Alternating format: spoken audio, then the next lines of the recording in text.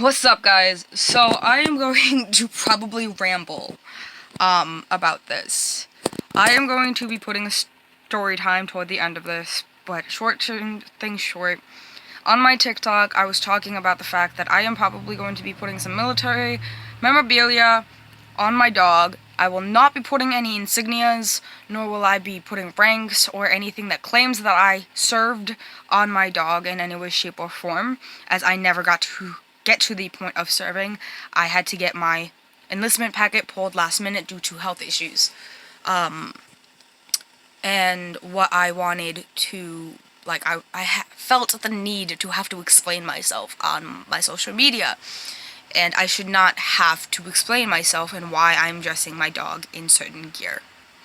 The reason why is because I have put effort in and did go through some pre-training while preparing to go into the military. I was going to be able to enlist as an E2 due to high school training programs that I was in, and had I not gotten hurt in the high school training program nor the Future Soldiers program, I would have been able to make it into the military. But that's not the sole reason why I'm putting things on my dog's vest. Let me make it a little more clear what I'm going to be putting on my dog's vest. I will be putting American flags on my dog's vest. Of course, I'll be putting pride patches on it as well.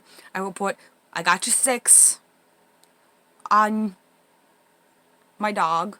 There's a specific pride patch that says "We've got your 6" that I really want to get, and I will be getting it. One thing that I definitely will be getting is Whiskey Tango Foxtrot.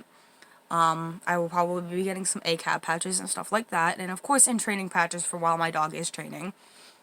And I just also like the tactical look most of the time, and there's also a possibility that we might be getting a old uniform to turn into a memorial vest, basically.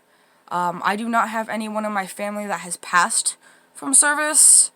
I know some people who have. I do have people in my family who have gotten injured in service.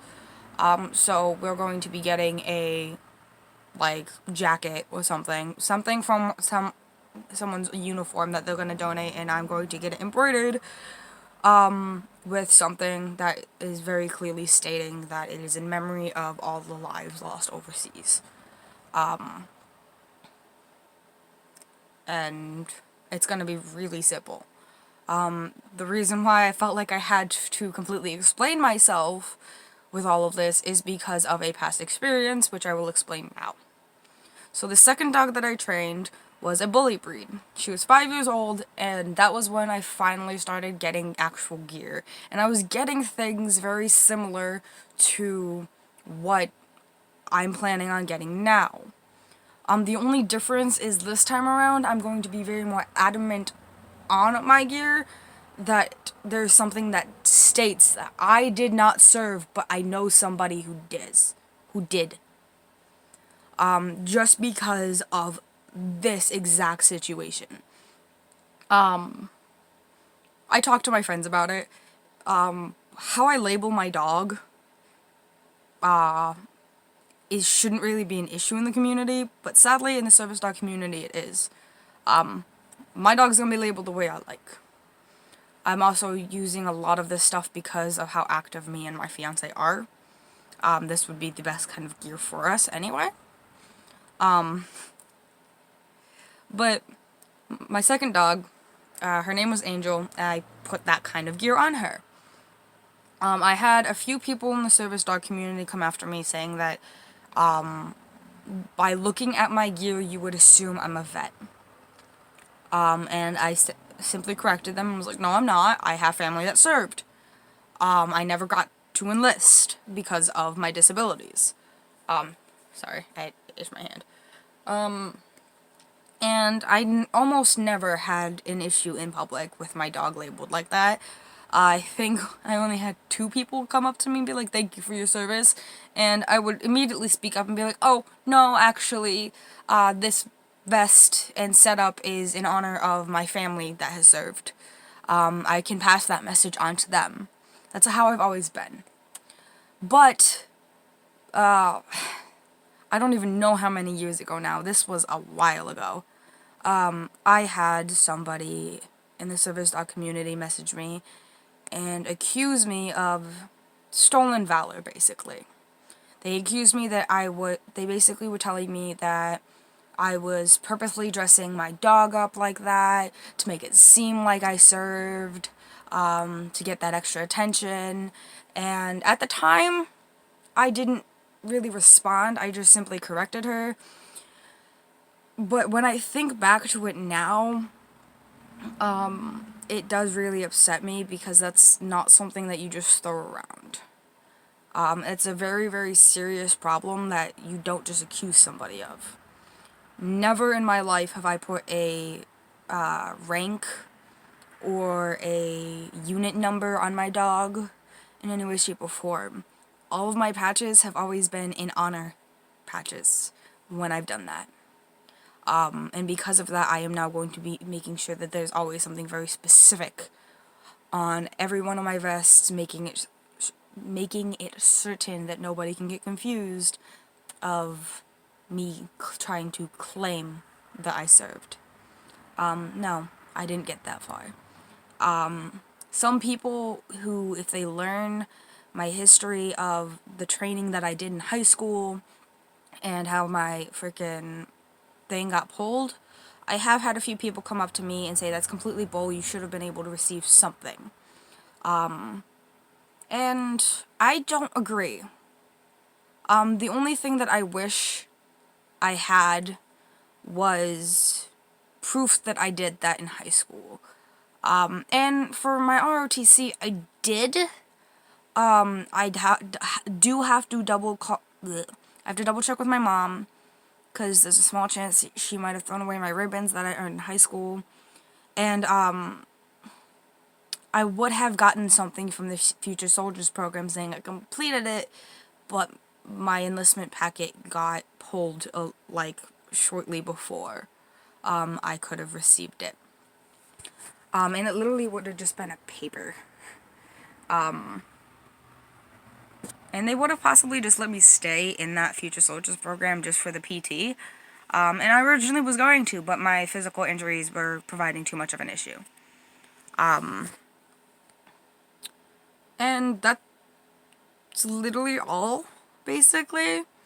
I am someone who's been raised that you should not be just handed out things. So if you look at my social media, anytime I need money, I am always saying, hey, let's do a trade for this. Let me try to sell something. Because I do not like handouts.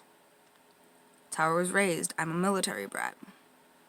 I will respect those who have served and those who are serving. I do have different views of things. Mainly because my father did get injured overseas when I was younger.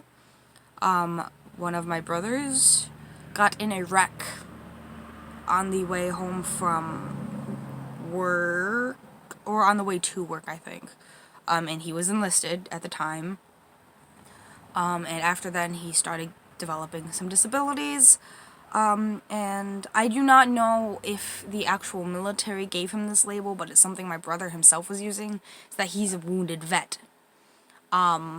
My personal opinion is that shouldn't be thrown out unless you yourself have served overseas and gotten injured overseas.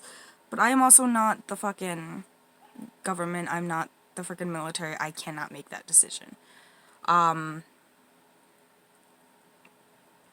So, and almost everything that is going to be going on my vest is going to basically, it's not going to be honoring my family that served. It's going to be honoring my friends that served. So, I have a best friend who is, I don't know if he's retired or just, got discharged for some sort of reason. I don't know if it was, medical or fucking his contract ended or something and he just didn't renew it. But he's ex-Navy. I'm probably going to get a fucking vest made in his honor. I remember back when he was enlisted, I think he was still enlisted when I met him, I would have constant breakdowns worrying about him getting shipped off and not coming back. And every person that I have grown a connection with outside of my family, I have worried more about them not coming back from being deployed, more so than my own family. And I've actually lost a friend overseas. And it's been so long that I can't fully remember their fucking name, and I feel like a shithead for it. So I will be getting a vest made for people who have lost their lives overseas. I will be making a vest and patches that will honor those people who have laid their life down for this country. Because that is not something that I could do. Because if I had that chance to put myself on the front lines and fight for this country and help save other people's lives, I would jump at it in a heartbeat. But I'm too much of a liability now to be able to go and do that. So, if anybody in the service dog community is watching this and you have an issue with my gear and the fact that I am using it to honor those who have fallen, to honor those who have served, you can go fuck yourself. I have no words to say to the people who will disrespect the military. And yeah, there's some issues that I have with certain ways people disrespect the cops. Because it's not all of the cops you should have an issue with. It's fucking the system. It's the government. It's not always just the people. And yes, I will acknowledge there are bad people out there that work for the government, that work as a police officer, that work in the military. But one day, you will meet the good people. One day, hopefully, this system will not be corrupt. And hopefully everyone will finally not fight.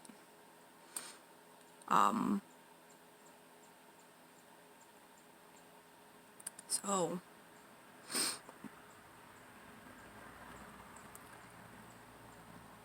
I do support the police. But at the same time, I don't.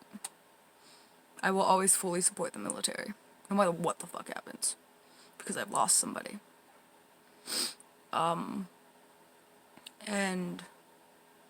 I will always say ACAB.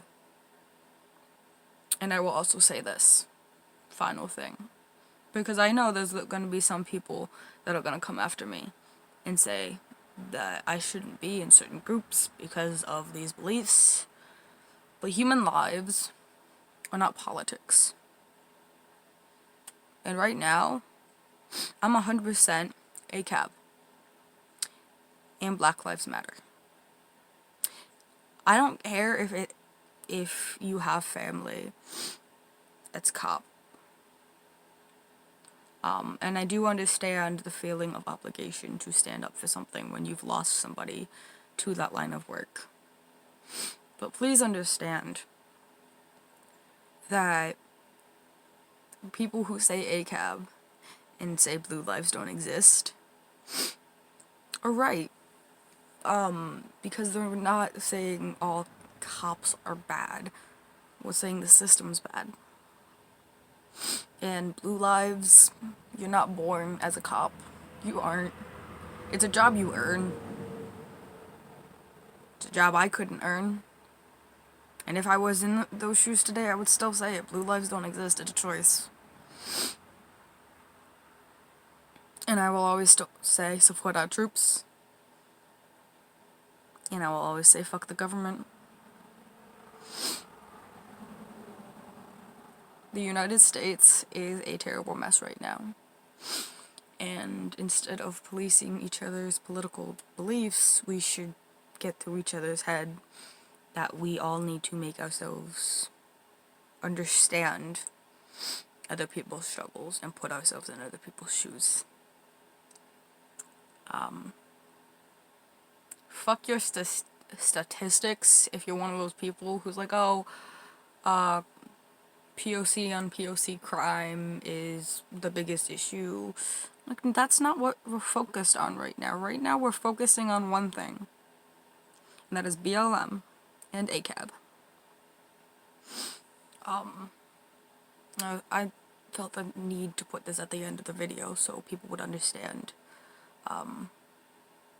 Because I don't want to be attacked. I don't want people to assume that I'm on a different side than I really am. And do not tell me that I can't. Do not tell me that I have to fully support the cops in order to support the military. Not the same. And nothing that you tell me is going to change my mind on any of this.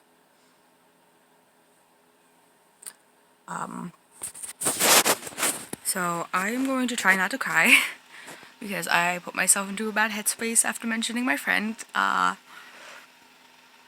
But if you guys want to follow me on other social media, I will link it in the description. I will put Nico's Instagram. I will put my Instagram, which is, I'm not that active on my Instagram right now. Same with Nico's because I don't have Nico yet. Nico's not born yet. Yeah. Excuse me. I will always be posting on our TikTok. And yeah. So